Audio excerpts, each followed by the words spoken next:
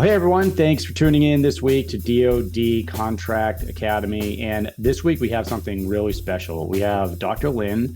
Dr. Lin owns HAL Technology, and they do a variety of things that we actually haven't covered on this show before, some products, and he'll get into the technology that he's been involved in. And Dr. Lin, we chatted a little bit before the podcast. You have an amazing background and kind of a life journey as to where you started and where you are now. Maybe I would love to just jump right in and hear about where you grew up and when you came to the States, and just going through the universities and all of that, and your doctoral programs and the company that you're in now.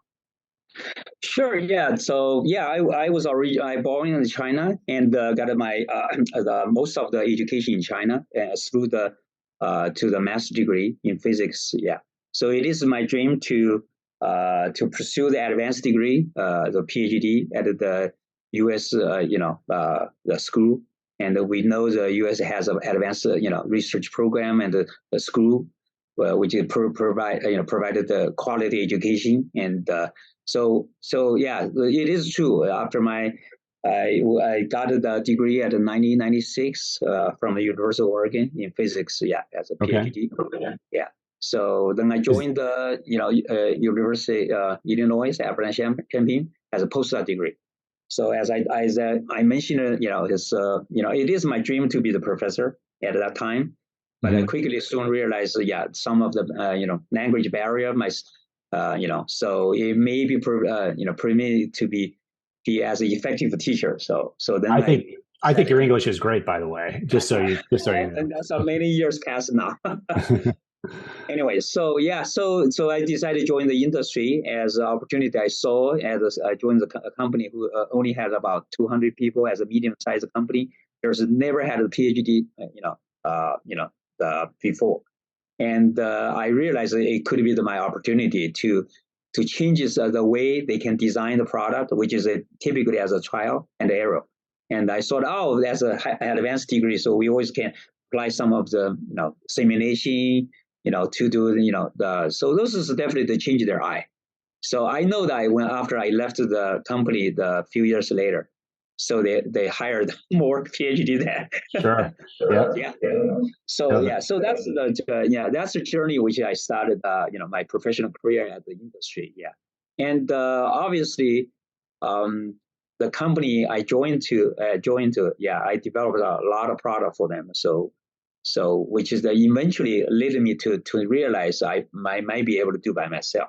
Sure. Because kind of you design the sensor and then to the instrument. Eventually, I feel I can do myself. Yeah. So that's a few years later. I worked through a couple of the companies through the Bay Area and the Southern California, and eventually had the opportunity see the DoD the SBIR program. SBIR. So that's where I started to write the proposal and get the funding from the U.S. government. That's where we started our company. Yeah. Interesting. So just to recap a little bit. So originally you're from China, and you were in school in China. I think you said master's degree program with a dream to come out to the U.S. And you noted that the schools out here were part of the reason that you wanted to come out. And then it sounds like you landed in Oregon or Oregon, depending on how you pronounce it. And that's where you got your PhD in the States. Right. Mm-hmm. Did you say then Illinois? Yeah, I went to the University of Illinois. For my postdoctor. Yeah. Right. Training program. Yeah. So that's a typical stepstone to if you are pursue the academic career. Yeah. Okay, interesting. And then from there, you went. You landed in Southern California. And then I joined the company at Oregon first, which is I love the Oregon. Was beautiful state, a lot of forest, So I get back to the industry there, and eventually my professional career that migrated through the Bay Area, then keep south to the Southern California. So you get a job or whatever. Yeah. So interesting. And I think a lot of people will resonate too with, you were working for these other companies, developing products and solutions for them. Right. then you realized I could develop this myself and That's exactly how I feel. Yeah. have a little more control, maybe make a little bit more money. And then you discovered a program which, a lot of small businesses aren't even aware exists, which is the Small Business Innovative Research Yeah. program. What attracted you to that? I would say, if you have that, that's why I always encourage it, the people, pursue the advanced degree if you can, you know. And unfortunately, two of my kids, they did not. So they got a master's degree. Then they decided, to join the industry. So rather Okay. than continue, I always feel, younger people should be get opportunities. Go to school as much as you can if you are capable, because that's a way to equip yourself as a lot of the ability. For example, self study, independent research, and those is training which is harder to come by. If you go through the PhD program. So this is where I encourage younger generation people should do that. And this is actually turns out to benefit myself, because when you have this advanced degree, has a higher training. I remember the people always thinking, oh, when I get to school, I learned this, subject, the field. Yeah, when you go to join the industry or work, and most of the knowledge do not apply, right? Do not you really? For example, let's say you started optics, like my background. So you Right. go to industry, you may not use that. You're started the physics, and you're actually doing the engineer work. But remember, those training is essential. Eventually, will pay back when you're doing the work. So Right. those ability being trained, not the specific knowledge you learn. Most of the your work and experience is all you have to learn while you're doing. You see what I mean? Yeah. So that's why I always encourage the younger people, pursue the advanced degree as much as they can. So many So, reasons to yeah, do that. I yeah, agree, and also yeah, while you're younger. I mean, and my kids are going to be approaching that age soon, where you yeah. try to instill in them, hey, it's going to be a lot harder to do this once you have kids of your own and a family. Yeah, it You want to is. Yeah, yeah, you it want to go is. get that.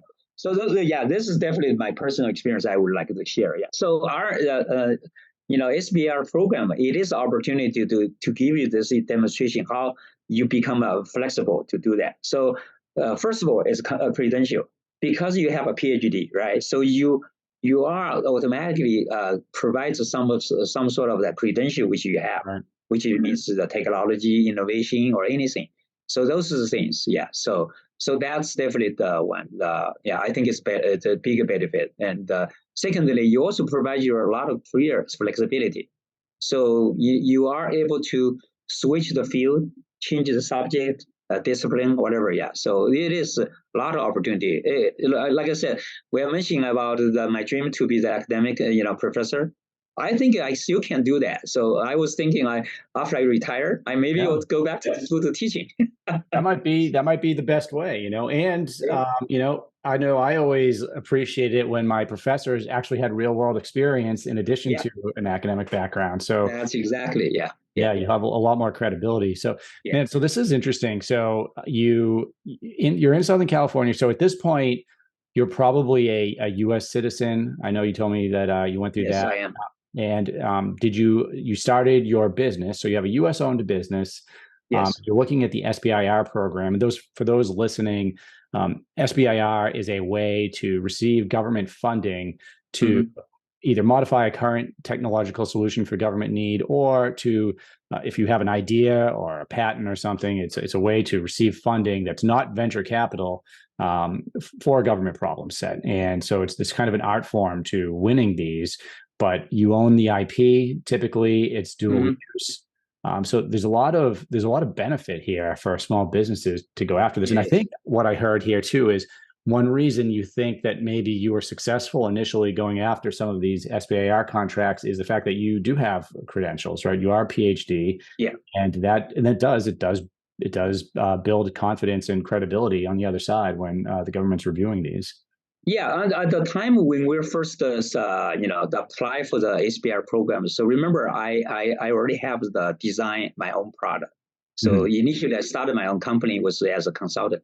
But Okay. as just like I said, as soon as you realize you help other company design the product, and since then you think about it, why do I myself? So that's where I started myself to design the product, and which I can sell. So the interest about it, before I fully engaged in my own company, I was kind of joking. I was able to sell the product by myself. That's a typical Silicon Valley, garage company. So of course, you don't want to work at a garage. So I basically dedicated my one of my room at my residence, to run all my business stuff. Yeah. Garage is too hot, by the way. Oh yeah, oh yeah. So let me ask you this: what was that first product? What was that first idea that you got funded? The first product that we were actually launched to the market was actually the particle counter.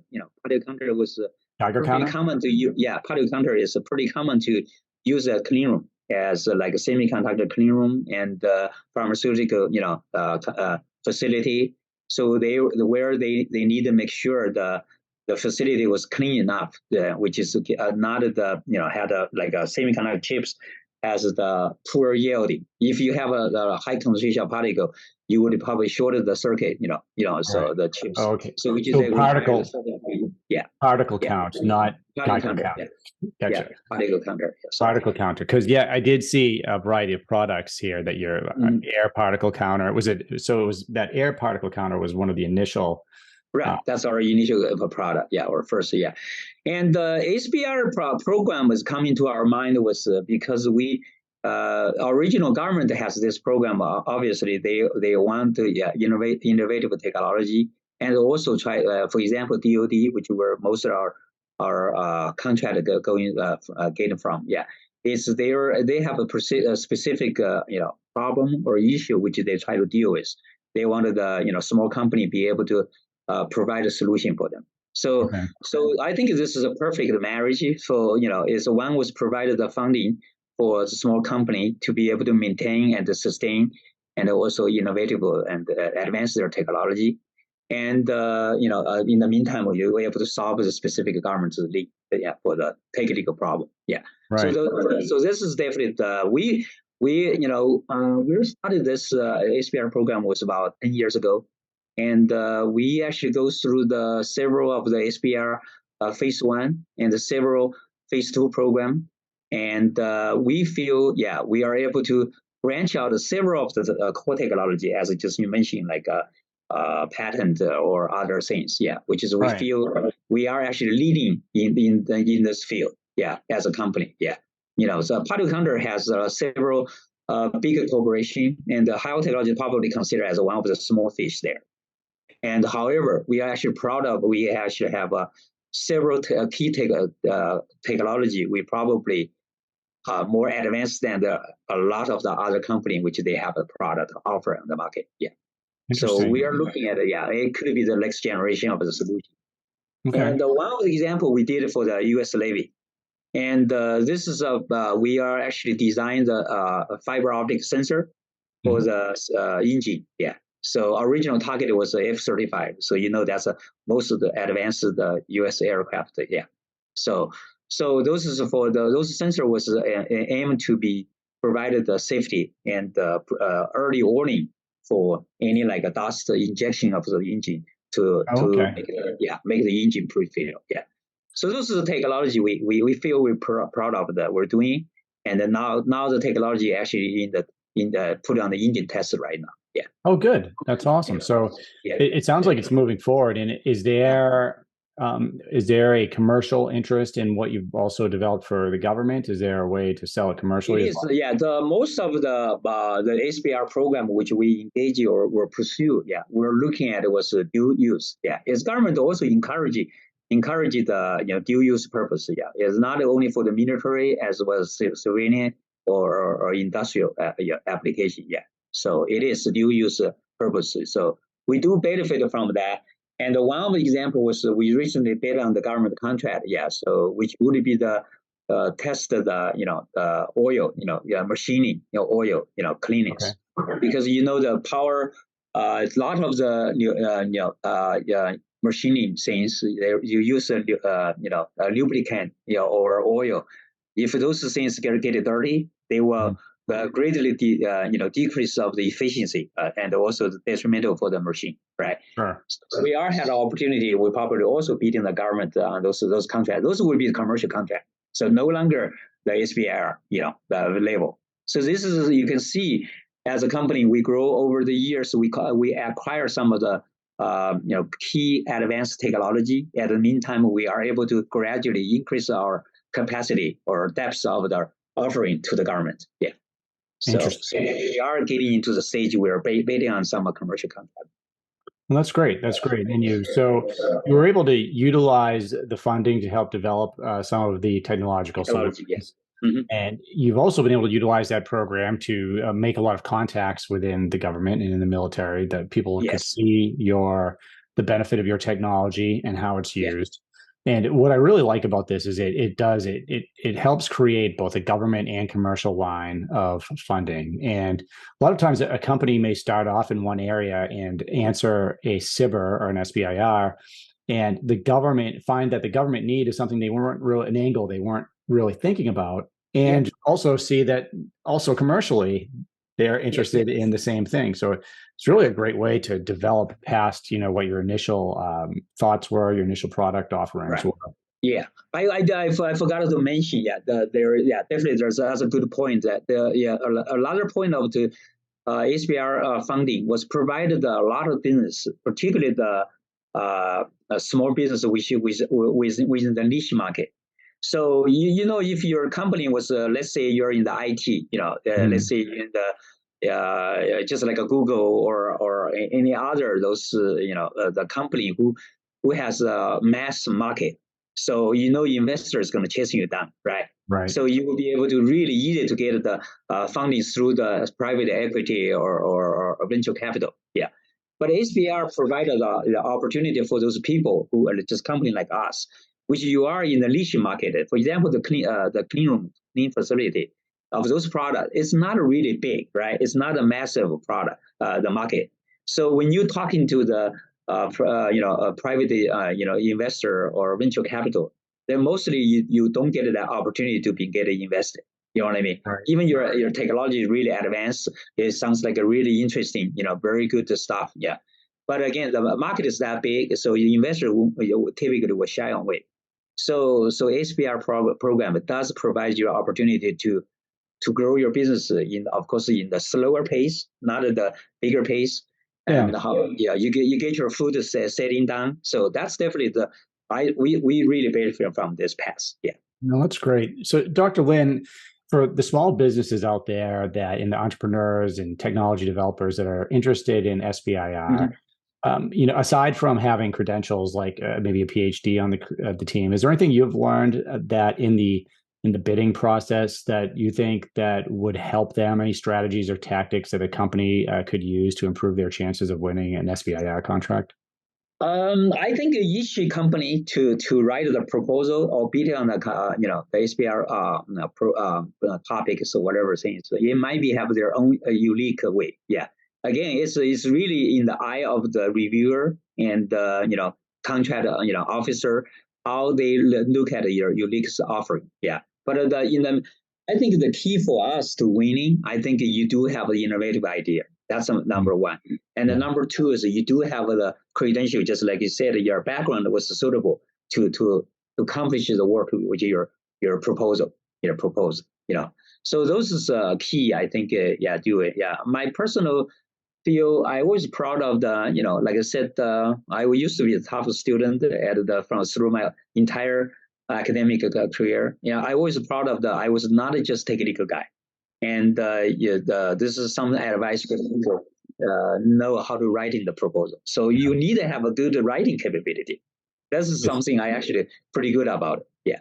This is the second time I've heard this from a company that's been successful. It was from an engineer who also knew how to write. And learn how to write. And what he was saying is his big critique too. He was a professor, and he basically said, "Look, it is it's very important. How do you convey your idea clearly to the audience? You know what I mean? That's very important. So I think the writing skill is important. A lot of the technical people oversee the oversight on this problem. Yeah. So I think it is important. Yeah. Yeah, I think, and we're seeing that a lot. So if you're technical people that also have the ability to write Yeah. is very important. It's something you should try to develop if you don't Yeah. have it right now. Yeah. And I will also say, just kind of working as a consulting or running a consulting business that works with other companies, even if you go hire somebody to write the proposals for you, you Yeah. still need to be extremely involved in that process because no one understands the technology Absolutely. Yeah. like you do. It So is. the technical person that knows the most about it is going to have to be involved in really conveying the thought. So Mm-hmm. no, that is interesting and it's great advice.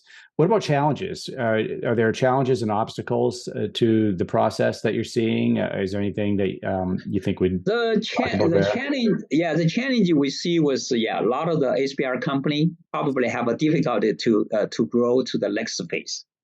And the next phase means, yeah, when you design the specific solution or develop a specific technology solution for the U.S. government, for example, DoD, whatever things, how those things eventually become the product, and then you'll be able to sell.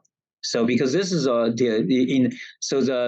called the phase three. Typically, it's called the phase three or commercial stage. Right. That's always difficult. Yeah. So I think you just have to keep trying, and you have to be different way to innovation to the market. I think that's something. It's something you need to do. And High technology is slightly different from the most of the HBR company, which we always proud of it because we already have a product. So we already engage in the commercial space, which is sell the product. And Right. our problem is how we actually try to scale up. So that's the problem. So it's not about whether we can offer the product, whether we deliver to customer. It's not a problem for us. It's how we actually can grow the market space. For example, taking the market share from a bigger player. So those Gotcha. are the things which we are right now we're trying to deal with. Yeah.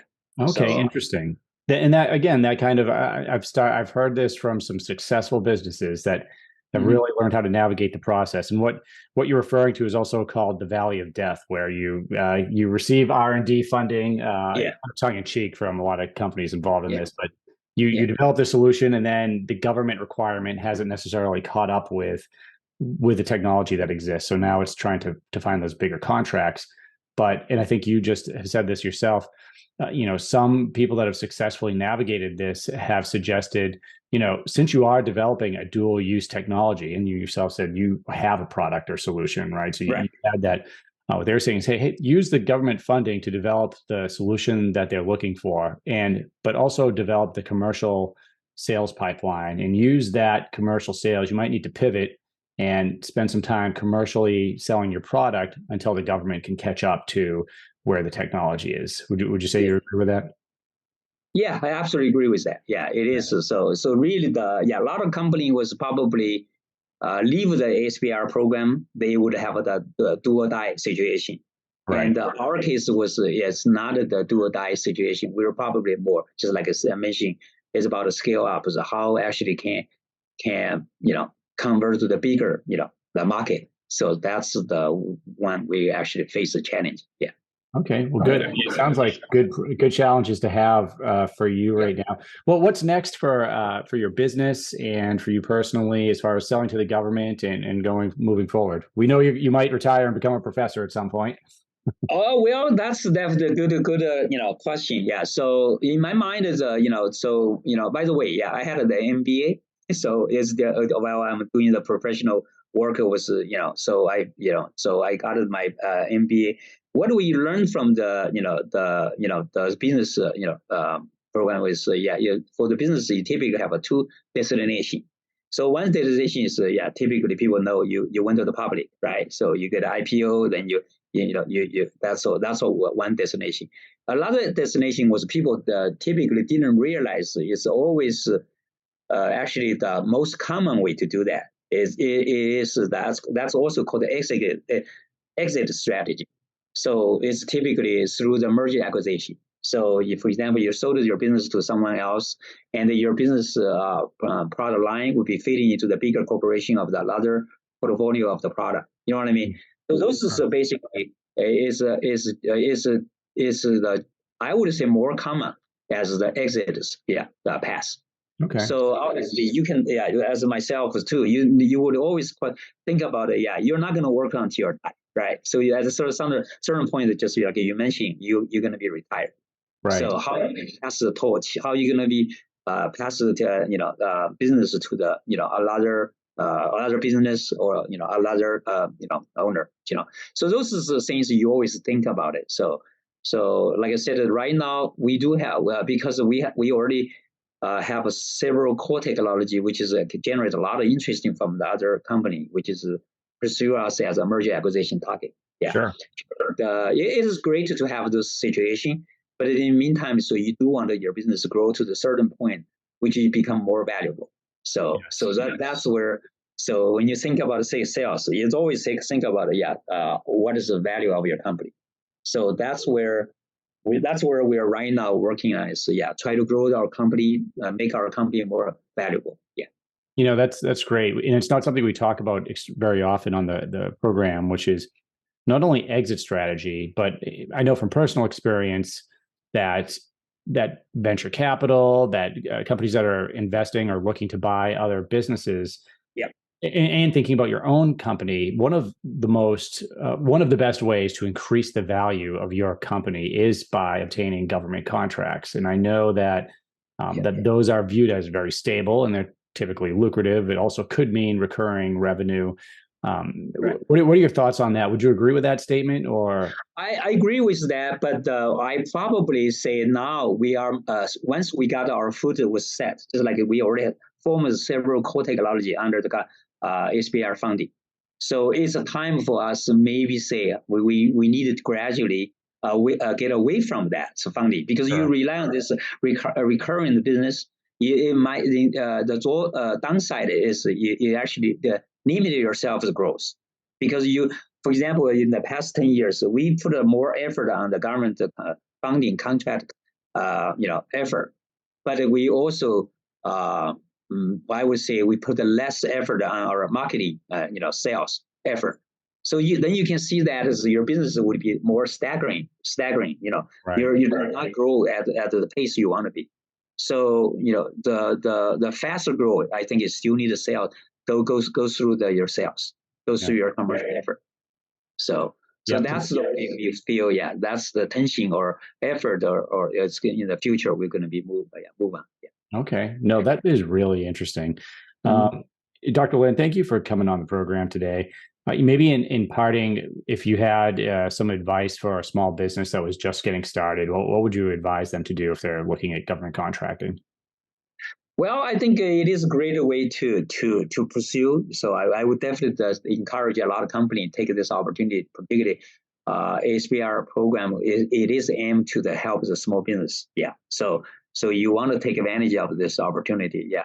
And so that's definitely the way to go. And again, in the meantime, you always don't forget about the idea of the business. Yeah, it's businesses make money, right? That's I remember that I went to the first class of the MBA program. It was asking you, what is business purpose? Yeah, a lot of students was shocked. What does that mean? So it turns out it's a simple answer: is make money. Yeah, you got to make money. Exactly. Yeah. No question. Go off the business. Yeah. Okay, great. And if somebody wants to reach out for you, whether it's another business, somebody from the government, what's the best way to reach out to you? Yeah, you can reach typically you can go through the LinkedIn. I think that's the best way. You can find us from the health technology. Yeah, my name is Hai Lin. I'm the president of the health technology. Okay, great. And I know the website is healthtechnologies.com, and I know we can reach you on LinkedIn as well, and I'll put those in the show notes. Well, again, Dr. Lin, thank you for coming on. Really appreciate it. I know this is going to resonate with the audience. Yeah, I hope it helps everybody. Yeah. Thank you, Richard. Yeah. Thank you. Thank you. Have a time here. Take care now. Thanks again. Yeah, take care. Yeah. Bye-bye.